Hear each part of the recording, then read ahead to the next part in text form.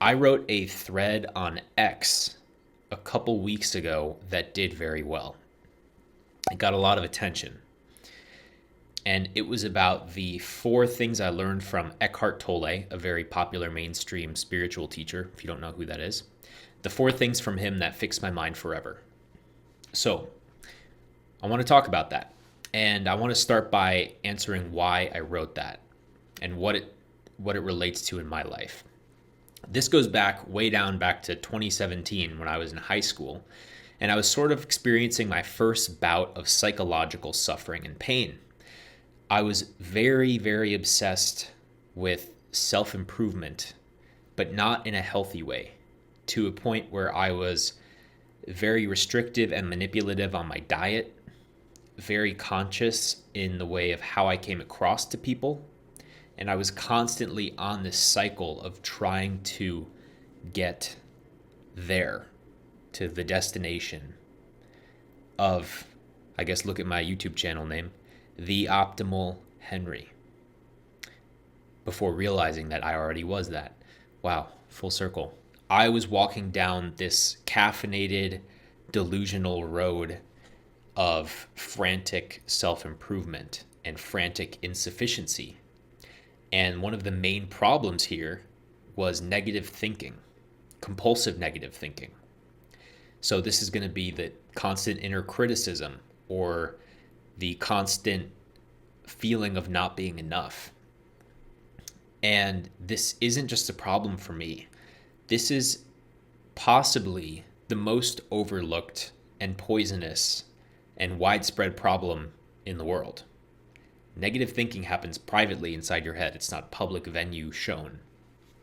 But it's responsible, in my opinion, for 90+% of people's misery. So this is where Eckhart Tolle comes in. He describes negative thinking as having a sort of benefit to it. Because if you look on the surface, compulsive negative thinking, self-criticism, anxiety and worry, reliving regret, that is actually painful. It feels terrible in your body. But what he teaches us and what he taught me is that if you pay close attention, you can see that the negative energy that you're creating through these cycles of thinking, they actually want to energize themselves. It's like a parasite of emotion and thought has taken over, where there's negative thinking and negative feelings, and they reinforce each other. So like if you have a family member or a significant other, you've probably seen this happen in them, where they switch into a mode that's no longer productive, healthy, truthful. It's just negative energy trying to feed itself, whether it's anger, disgust, self-loathing, whatever it ends up being. It's all negative thinking reinforcing itself. Okay, so now we know why it happens. It's just a self-hungry energy. How do we fix it? How in the world do we go about doing that? Here is how we do it. The way to fix negative thinking is clear, non-judgmental awareness of it. Whereas Eckhart Tolle says, as soon as you become aware of a dysfunction, the dysfunction is already starting to dissolve. So let me give you an example. It's that experience of hitting 5 minutes of traffic, and then just that slight inconvenience sends your mind into this spiral of like, nothing ever goes my way, my life sucks, why me, I'm gonna be late, and it creates this hurricane inside of you. Okay, clear awareness of that, and that the fact that it's actually not doing anything for you starts to dissolve its power over you. But that's vague. Let's get more specific. Here are the four things that Eckhart Tolle taught me that fixed my mind forever. Number one, body awareness breaks the addiction to the negative thinking. So something as simple as putting some attention on your hands, and you can try it right now. Putting some attention on your hands, putting attention in your feet, sensing them. When your attention is in your body, you can't be completely sucked in to compulsive negative thought loops.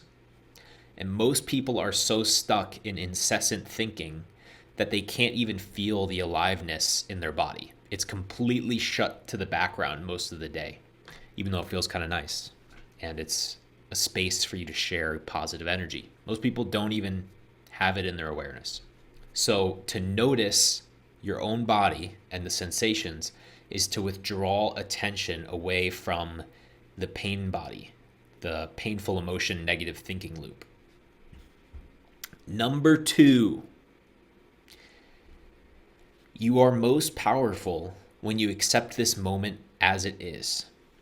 Negative thinking is almost always based on resistance to how things are. Unhappiness is almost always based on resistance to how things are. In the presence of a radical acceptance of your circumstances, let's say your plan to go to the amusement park was canceled and you're super bummed out. By radically accepting the circumstance, there is less room for the unhappiness to be generated inside of you. It can't thrive very long on acceptance. Very functional, because now, once it's accepted, you can find the next thing to do, which is like, oh my gosh, we've got a free day. We've been wanting to do a beach day. Let's go to the beach. And maybe the day just got better. Number 3, recognizing painful situations as gifts. This includes the painful situation of negative thinking. Okay, but why would we do that? Is it even true that painful negative situations are actually gifts? Like, why would they be a gift? Isn't our entire life based on not having painful negative situations? It is, and it's paradoxical, but if you look back, all the experiences that were the most difficult were probably the experiences that brought you your biggest opportunities and your biggest growth, insight, and connection to life. So when a situation like that arises, let it happen. Acknowledge, oh, this is me about to have a better life when a painful situation happens.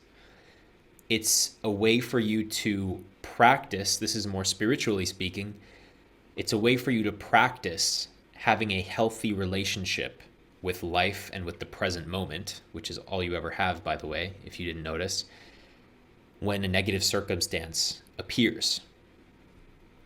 Easier circumstances aren't really going to get you in touch with the present moment as much as negative ones will.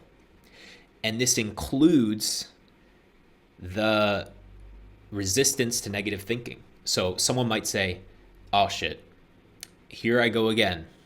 I'm thinking, poor little me. This is a problem in the spiritual communities, is that we see negative thinking as a bad thing, but it's actually the very opportunity for us to become more present right there.